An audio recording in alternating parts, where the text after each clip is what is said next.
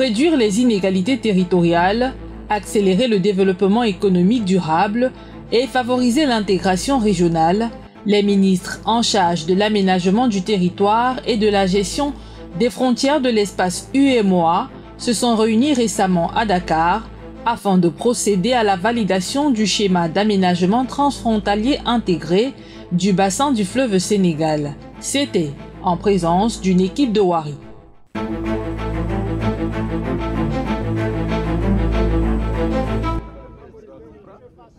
Deuxième cours d'eau le plus important d'Afrique de l'Ouest, le fleuve Sénégal s'étend sur 1800 km de long et son bassin couvre une superficie d'environ 300 000 km². Dans cette zone du bassin du fleuve vivent près de 4 millions d'habitants qui tirent l'essentiel de leurs revenus des ressources du fleuve, lequel prend sa source en Guinée, traverse le Mali, la Mauritanie et le Sénégal, d'où il plonge dans l'océan Atlantique. À l'image de la plupart des espaces frontaliers du continent, le bassin du fleuve Sénégal souffre notamment de l'enclavement, qui réduit l'accès de ses habitants aux services sociaux de base et des programmes et projets de développement. Afin de réduire les inégalités territoriales, de garantir un développement économique durable et de favoriser l'intégration régionale, l'UEMOA, l'Union économique et monétaire ouest-africaine, a procédé récemment à Dakar à la validation du schéma d'aménagement transfrontalier intégré du bassin du fleuve Sénégal.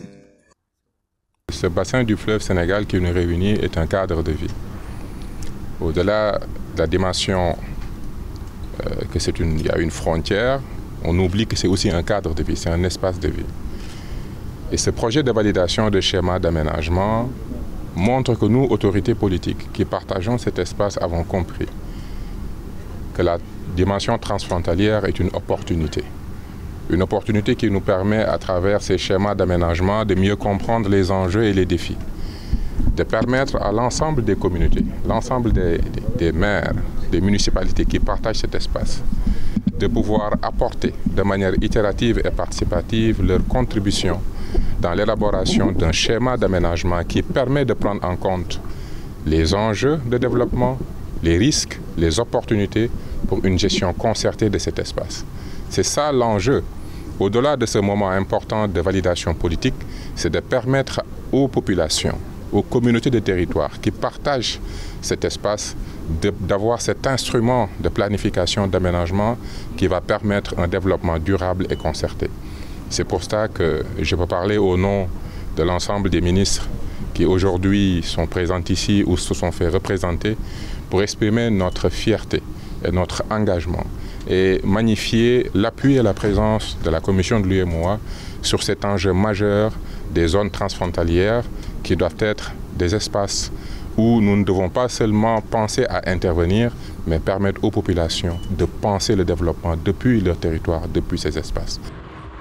Depuis 2016, l'Union économique et monétaire ouest-africaine met en œuvre le programme de coopération transfrontalière locale, une politique qui invite notamment les États à réaliser des projets communs et structurants qui sécurisent les populations et répondent en même temps à leurs besoins en termes de couloirs d'interpénétration et d'intégration économique et sociale.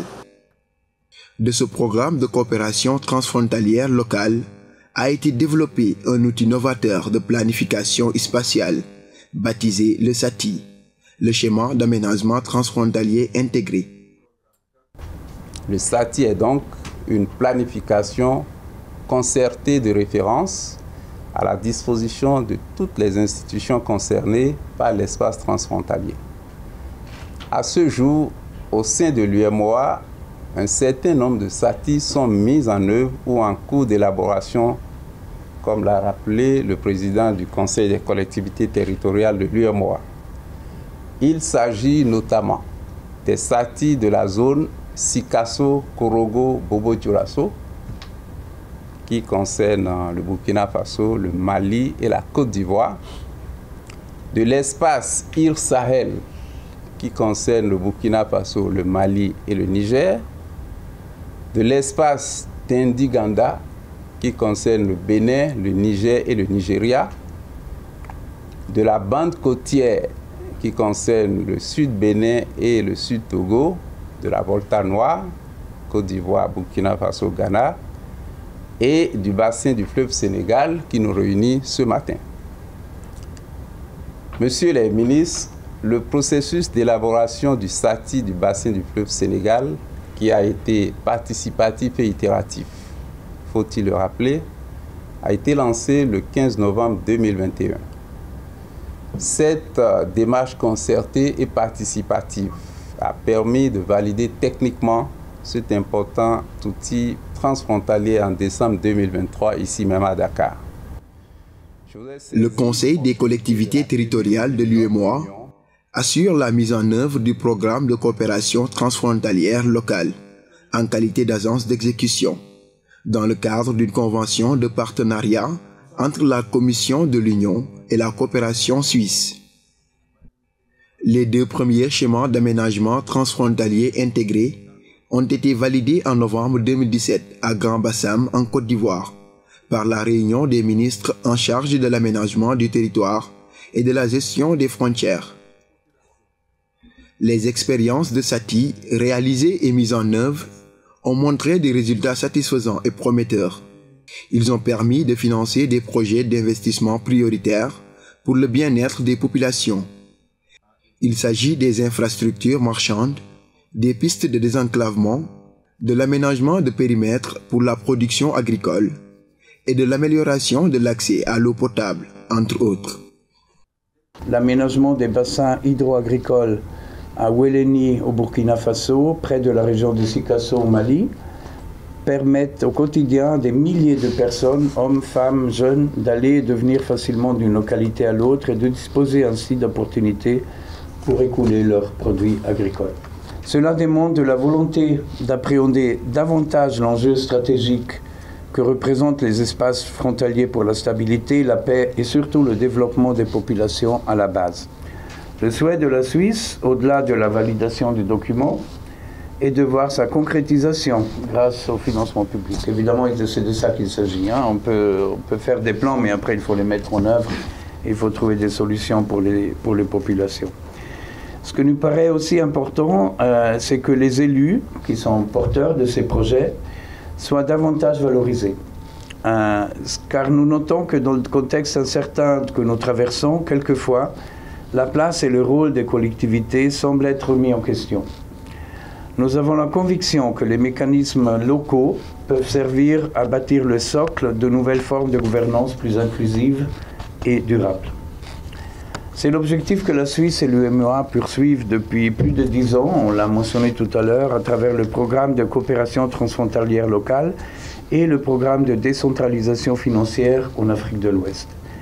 Pour ces 2 programmes, 28 millions de francs suisses, soit presque 17 milliards de CFA, ont été mobilisés. Mais dans d'autres zones, donc au Togo, dans d'autres zones en Côte d'Ivoire, où en fait les SATI ont été validés depuis très longtemps et où les projets sont en cours, on constate qu'on a créé des zones d'échange, on a créé des zones de brassage en mettant des infrastructures, on a créé des projets d'insertion, des projets économiques. On a appris les populations qui sont dans différents pays et qui sont transfrontaliers à gérer des projets ensemble et de manière communautaire. Cela a rassemblé effectivement les populations des différents pays et contribue de manière particulière donc à atténuer les tensions qui auraient pu naître dans la gestion des frontières. Je pense que au Togo, par exemple, on a même assisté à la conception de programmes culturels transfrontaliers où ils organisent des fêtes communes, des manifestations communes, et je pense que ces projets contribuent véritablement à la consolidation de l'intégration que nous visons à travers l'Union. Au cours de ces dernières années, les populations du bassin du fleuve Sénégal ont été fortement impactées par les effets du changement climatique, qui perturbent l'économie de la région, dégradent les moyens d'existence et impactent la sécurité alimentaire. C'est pourquoi, depuis 2 décennies, l'UEMOA appuie les États dans le processus de renouveau de l'aménagement du territoire. Cela s'est concrétisé par l'adoption d'une politique d'aménagement du territoire communautaire le 10 janvier 2004 à Niamey. Cette politique a prévu au niveau de son axe 4 le développement de la solidarité communautaire et le renforcement de la cohésion sociale.